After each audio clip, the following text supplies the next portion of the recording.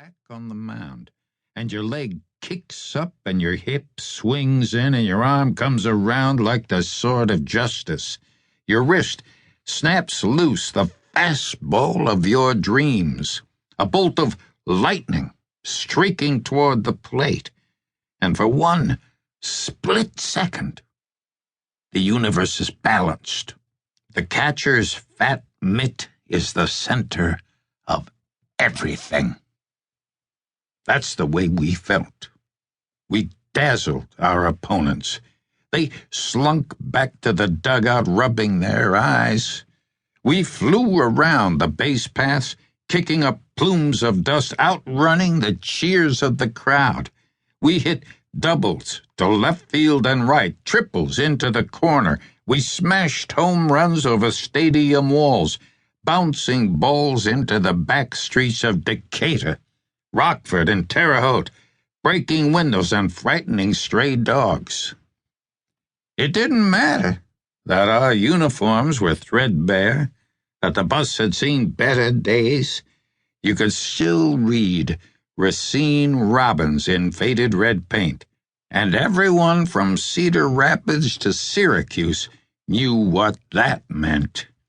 They might not let us into Yankee Stadium, but what's wrong with a good, honest Class B league? If we had our chance, we would have beat those pampered boys in pinstripes because we stood for something, and the crowds knew it. So they turned out for batting practice. They cheered us more than the home teams. They mobbed us for autographs. At the ballpark, on the street outside the cheap hotels where we bunked 4 to a room. "Hey, over here, will ya? Come on, it's for my sister. She's in the hospital. Mister, could you sign this bat for me, please, mister?" One rainy Saturday, we drove to a rally in Green Bay. The building trades were on strike. Wages had been cut 3 years in a row, and 40 cents an hour wouldn't pay your rent, even if you lived on potatoes and beans. The unions filled the park in the center of town.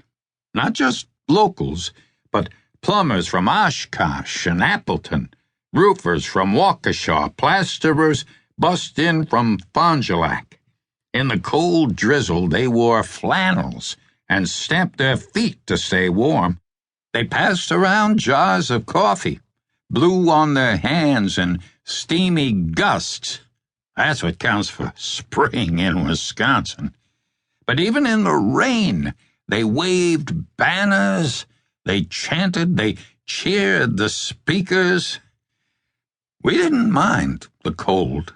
The president of the pipefitters local had invited us personally, and we went to as many rallies as we could, because when we looked out at those faces, it lifted our hearts. All of that common purpose. We stood at the back of the platform while the union officers gave speeches. A carpenter's wife sang, "I dreamed I saw Joe Hill last night while an electrician played the banjo." Then we sent Ozzie Gadlin to the podium. Of course, Ozzie was a big man.